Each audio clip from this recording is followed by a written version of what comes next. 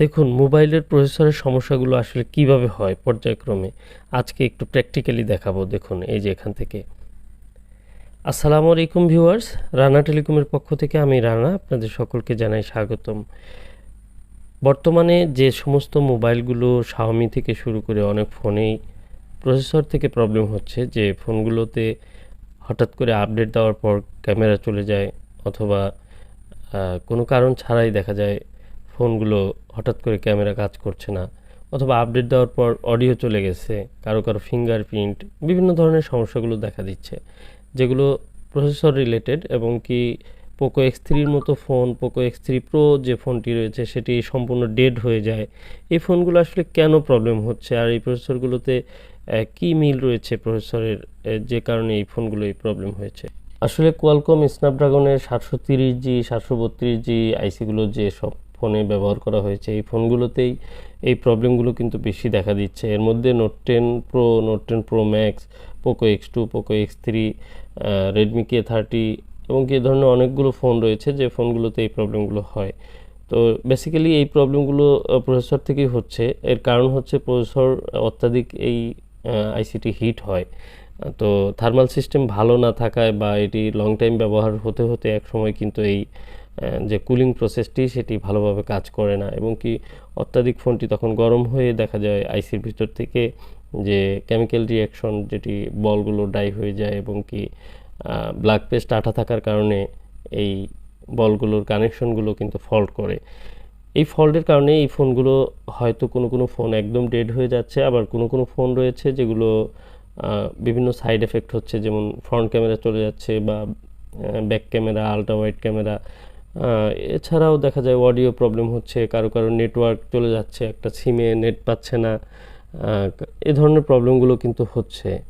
তো আসলে এই ফোনটির প্রসেসর থেকেই যে প্রবলেম, এটি কিন্তু প্রথমত আমাদেরকে শনাক্ত করতে অনেক সময় নিতে হয়েছে এবং অনেক ডায়াগনোসিস করতে হয়েছে। এরপরে কিন্তু আমরা যখন কনফার্ম হলাম যে হ্যাঁ, প্রসেসর থেকে এই প্রবলেমগুলো হয়, তখন কিন্তু আমরা আর কোথাও কোনো কাজ না করে সরাসরি এই প্রসেসরের কাজগুলোই করে প্রবলেমগুলো সলভ করছি, এবং কি অত্যন্ত যত্ন সহকারে এই ফোনগুলো কাজ করে থাকি, যেন প্রত্যেকটি ফোন আবার ঠিক আগের মতো সার্ভিস করে।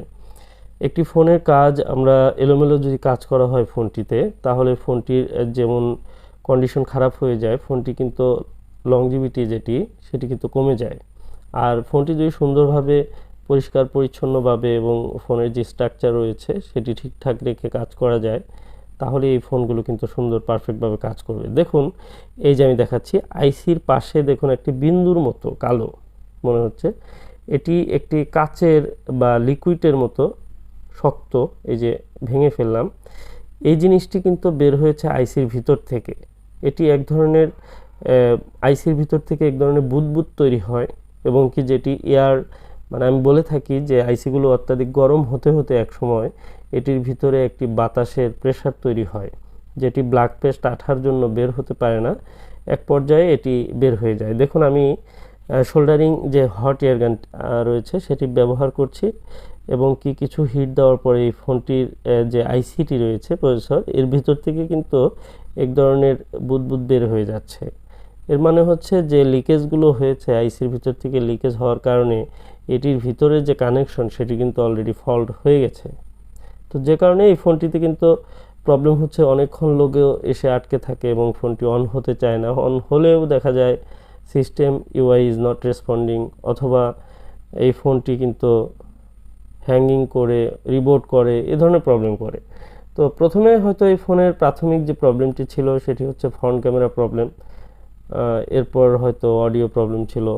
এরপর অনেকে আছেন রিসেট দিয়ে ভাবেন যে রিসেট দিলে ঠিক হয়ে যাবে ফোনটি, কিন্তু রিসেট দেওয়ার পর ঠিক না হয়ে ফোনটি কিন্তু উল্টো আরও ব্যবহারের অযোগ্য হয়ে যায়। তো আপনারা একদমই টেনশন করবেন না, এই ফোনগুলো কিন্তু 100% রিকভারি হয়, এবং কি এই ফোনটি যদি অত্যন্ত যত্ন সহকারে কাজ করতে হবে, কারণ এটি প্রসেসরের একটি কাজ। এই কাজটি যদি সূক্ষ্মভাবে না করা যায়, তাহলে কিন্তু ফোনটি যেমন আগের মতো পারফরমেন্স করবে না, ফোনটির বিভিন্ন সমস্যা দিতে পারে, ল্যাগ করতে পারে, ফোনটি হ্যাং হতে পারে, রিবোট হতে পারে। পাশাপাশি দেখা যায় এই ফোনের আইসির যে কাজটি, এটি কিন্তু অ্যাডভান্স লেভেলের একটি টপ লেভেলের কাজ। তো এই কাজটি যারা নতুন ট্রাই করেন, অনেকেই আছে এই কাজটি করতে গিয়ে কিন্তু ফোন ডেড হয়ে যায়। অনেকে আছেন ডেড রিস্ক নিয়েই কাজ করেন। তো আপনি চেষ্টা করবেন সর্বোচ্চ ভালো অভিজ্ঞ একজনকে দিয়ে কাজ করাতে, যেন আপনার এই ফোনটি সুন্দরভাবে রিকভারি হয়। এবং ফোনের যে কানেকশনগুলো রয়েছে এগুলো কিন্তু প্রতিটি কানেকশন সুন্দরভাবে কানেক্ট পাওয়ার জন্য নিশ্চিত হতে হবে। কারণ এই শত শত যে কানেকশনগুলো আইসির নিচে থাকে, এগুলোর কোনো কানেকশন যদি ফল্ট করে বা কানেকশন ঠিকমতো না পায়, সেক্ষেত্রে কিন্তু ফোনটি পরবর্তীতে বিভিন্ন সমস্যা আসতে পারে। যদিও আমরা রোবট নই, আমরা মানুষ, আমাদের কাজ করতে গিয়ে অনেক সময় এই কানেকশনে দু একটি লাইন ফল্ট হতে পারে। সেক্ষেত্রে আবার পুনরায় রিভলভ করলেই প্রবলেমগুলো কিন্তু 100% সলভ হবে। তবে সেক্ষেত্রে আপনাকে মনে রাখতে হবে যে আইসির কাজগুলো করার সময় অবশ্যই আইসির যে কন্ডিশন সেটি যেন ভালো থাকে, এবং পিসিবি বোর্ড, যেটি মাদারবোর্ড বলে থাকি, যেটি আমি এই মুহূর্তে ক্লিন করছি, তো এই বোর্ডের কন্ডিশনটি যেন ভালো থাকে। কারণ আমি নিজে যেহেতু কাজ করছি, আমি এই কাজগুলো অনেক পেয়ে থাকি এরকম যে অন্য জায়গাতে অনেকেই কাজ করিয়ে থাকেন, যে কাজগুলো যখন আমার কাছে আসে আমি দেখি যে কাজগুলো আসলে অতটা সুন্দরভাবে করা হয় না, যে কারণেই কাজগুলোতে অনেক সমস্যা দেয় এবং পরবর্তীতে এই ফোনগুলো কিন্তু আবার প্রবলেম হয়। তো প্রথমত আপনার কাজটি অনেক সুন্দরভাবে যত্ন নিয়ে করতে হবে। প্রতিটি বল যেন সুন্দর সুষ্ঠুভাবে বলগুলো হয়ে যায়। দেখুন আইসির বলগুলো একদম স্পষ্ট, প্রত্যেকটি বল হয়েছে এবং আইসির মধ্যে কোনো ধরনের স্ক্র্যাচ নাই। আইসিতে কোনো ধরনের স্ক্র্যাচ পড়া যাবে না। আইসির যে হেলথ রিপোর্ট সেটি একদম ভালো থাকতে হবে। আইসির হেলথ যদি খারাপ হয়ে যায় তাহলে কিন্তু আপনার রিপেয়ার করার পর যে আইসির গুণগত মান, এটির যে পারফরমেন্স, সেটি কিন্তু কমে যেতে পারে। এক কথায় আপনার আইসি এবং মাদারবোর্ড উভয়ের সাথেই প্রচুর স্মুথলি যে বিহেভ সেটি করতে হবে। যা হোক, আমার আইসি রিবোলিং কমপ্লিট হয়ে গেছে। আমি সুন্দর পরিষ্কার পরিচ্ছন্নভাবে আইসিটি বসিয়ে দিচ্ছি। আর আইসি ইনস্টল হয়ে গেলে আমি চেক করব এবং আমি থার্মাল পেস্ট দিয়ে তারপরে ফোনটি অন করার চেষ্টা করব। আরেকটি বিষয় আমি বলে রাখি যে এই ফোনগুলো অনেকে আছেন বলে থাকেন যে রিবোলিংয়ের পর মনে হচ্ছে যে ফোনটি একটু বেশি হিট হচ্ছে। তবে হ্যাঁ, এখানে আমি একটি কথা বলবো, সেটি হচ্ছে এই প্রসেসরটি যখন ইউজ হয় তখন কিন্তু এই ফোনটি প্রচুর গরম হয়, মানে প্রসেসরটি গরম হয়।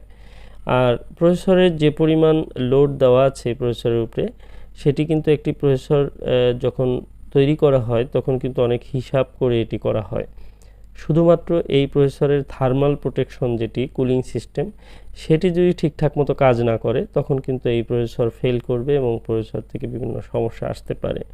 তো এটি কেন হচ্ছে? একটি ফোন যখন 6-7 মাস 1 বছর ইউজ করা হয়, সেক্ষেত্রে অনেকের ফোন আছেন যে অতিরিক্ত ইউজের কারণে গরম হতে হতে একসময় এই আইসির যে কুলিং সিস্টেম সেটি খারাপ হয়ে যায়, থার্মাল সিস্টেমটি নষ্ট হয়ে যায়, যে কারণে কিন্তু খারাপ হয়। তো আমি এই যে থার্মাল পেস্ট ব্যবহার করছি, এই পেস্টটি ব্যবহার করার কারণে যেটি হবে যে এটি আইসিটি যত গরম হবে, এই আইসির গরমটি কিন্তু আপনার এই স্টিলের যে উপরের কভারটি রয়েছে, এই কভারটি যেন সুন্দরভাবে প্লেনভাবে বসে যায় সেদিকে লক্ষ্য রাখতে হবে।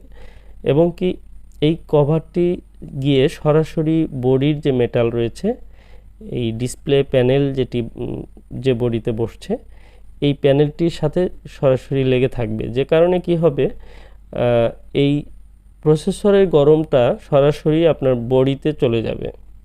হতে পারে আপনার কাছে মনে হতে পারে যে বডিটা বেশি গরম হচ্ছে বা ফোনটি বেশি গরম হচ্ছে, কিন্তু এতে ভয় পাওয়ার কারণ নাই। কারণ হচ্ছে যে প্রসেসরের গরমটি সরাসরি আপনার বডিতে ছড়িয়ে যাওয়ার কারণে প্রসেসরটি কিন্তু সেফ থাকছে।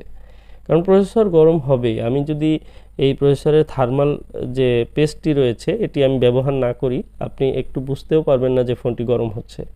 কারণ প্রসেসর নিজে নিজে ভিতর থেকে গরম হতে হতে এক সময় হয়তো প্রসেসর নিজে খারাপ হয়ে যাবে, কিন্তু আপনার বডি বা মাদারবোর্ড বা অন্যান্য কিছু যে প্রচুর গরম হচ্ছে এই অনুভূতিটা আপনি হয়তো পাবেন না। যা হোক, আমি লাগিয়ে অন করছি, আলহামদুলিল্লাহ আমার ফোন কিন্তু অন হয়ে গেছে।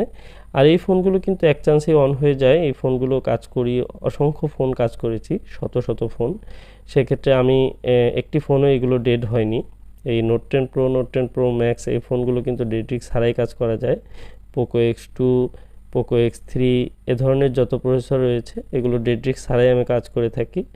তবে বিষয়টি হলো যে এই প্রসেসরের কাজগুলো অত্যন্ত সেন্সিটিভ একটি কাজ, অনেকেই এটিকে অনেক ইজি মনে করে অনেকেই করতে গিয়ে কিন্তু প্রবলেমে পড়ছেন। যা হোক, আমি ক্যামেরাটি চেক করব, কারণ ক্যামেরা ইস্যু থাকে এই ফোনটিতে আপনারা জানেন। তো আমি ক্যামেরার অ্যাপসটি খুঁজে পাচ্ছি না, আসলে এমন ধরনের একটি থিম ব্যবহার করা হয়েছে। দেখি আমি সার্চ করে ক্যামেরাটি অপশনটি এনে নিই।